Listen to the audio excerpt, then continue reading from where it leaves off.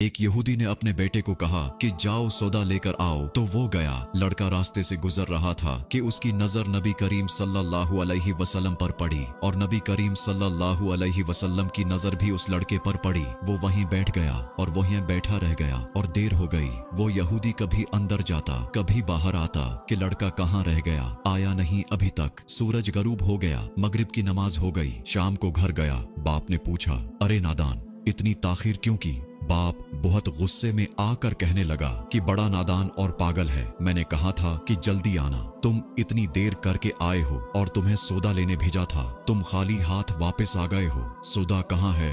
तो बेटा बोला कि सौदा तो मैं खरीद चुका हूँ। बाप ने कहा कि क्या पागल आदमी हो, मैंने तुझे सौदा लेने भेजा था, सौदा तुम्हारे पास है नहीं और कहता है कि खरीद चुका हूँ।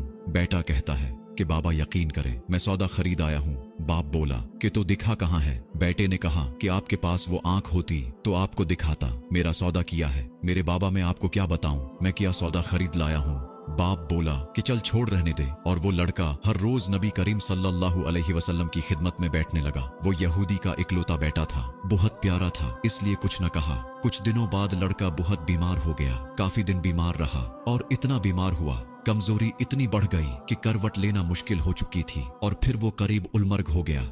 यहूदी बहुत परेशान था, फिर बाहर गया और नबी करीम सल्लल्लाहु अलैहि वसल्लम की बारगाह में जाकर बोला कि मैं आपके पास आया हूँ, आप तो जानते ही हैं कि मैं यहूदी हूँ, मुझे आपसे कोई इत्तिफाक नहीं, मगर मेरा लड़का आपको दिल दे गया और करीब उलमर्ग है, आपको रात दिन याद कर रहा है। क्या मुमकिन है कि आप अपने इस दुश्मन के घर आकर अपने माशूक आशिक को एक नजर देखना पसंद करोगे? क्या ये आरजू पूरी हो जाएगी कि मरने से पहले आपका दीदार कर ले? वो किसी और चीज की आरजू नहीं कर रहा। आप सल्लल्लाहु अलैहि वसल्लम ने ये नहीं फरमाया कि मैं जाऊंगा या नहीं जाऊंगा, आपने फरमाया कि अबू बकर उठो, उमर उठो, अली उठो, चलो चलें, उस्मान और बाकी भी आओ, चलो चलते हैं। वो यहूदी के घर पहुंचे तो लड़के की आंखें बंद थीं। नबी करीम सल्लल्लाहु अलैहि वसल्लम का सरापा करम ही करम है। लड़के की पेशानी पर आपने अपना दस्त मुबारक रखा, लड़के की आंखें खुल गईं, जैसे जिंदगी लौट आई हो। कमजोरी में ताकत आ गई, नातवानी में जवानी आ गई। आंखें खोलें, नबी करीम सल्लल्लाहु अलैहि वसल्लम पर नजर पड़ी,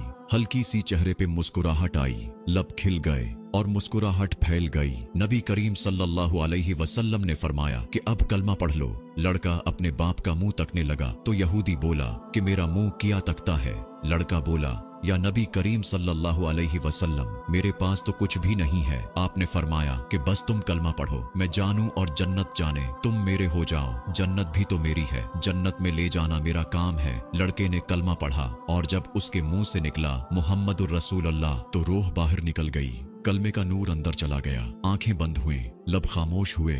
उस लड़के का बाप वो यहूदी बोला कि मोहम्मद, मैं और आप दोनों मुखालिफ हैं, इसलिए लड़का मेरा नहीं रहा। अभी इस्लाम की मुकद्दस इमानत है, शानी नबूवत से उसका जनाजा उठे तभी उसकी इज्जत है, ले जाओ इसको। फिर आपने फरमाया, सदीक उठाओ, उमर उठाओ, उस्मान आगे बढ़ो, बिलाल आओ तो सही, अली चलो, दो कंधा, सब उठाओ। फिर नबी करीम सल्लल्लाहु अलैहि वसल्लम जब यहूदी के घर से निकले तो ये फरमाते जा रहे थे कि उसका शुक्र है जिसने मेरे सदके से इस बंदे को बख्श दिया, बस अल्लाह का शुक्र है जिसने मेरे सदके से इस बंदे को बख्श दिया। और फिर कब्र तैयार हुई, कफन पहनाया गया। नबी करीम सल्लल्लाहु अलैहि वसल्लम कब्र के अंदर तशरीफ ले गए, कब्र में खड़े हुए और काफी देर खड़े रहे। फिर अपने हाथों से आशिक की मैयत को अंदर उतारा। आप कब्र के अंदर पंजों के बल चल रहे थे, मुकम्मल पांव मुबारक नहीं रख रहे थे। काफी देर के बाद आप कब्र से बाहर आए तो चेहरे पर थोड़ी जर्दी छाई थी, थकन महसूस हुई। तो सहाबा कराम रजी अल्लाह अन्हु पूछते हैं कि ए नबी करीम सल्लल्लाहु अलैहि वसल्लम, ये क्या माजरा है? पहले तो ये बताएं कि आपने कब्र में पांव मुबारक मुकम्मल क्यों नहीं रखा? तो आपने फरमाया, कब्र के अंदर बेपनाह फरिश्ते आए हुए थे,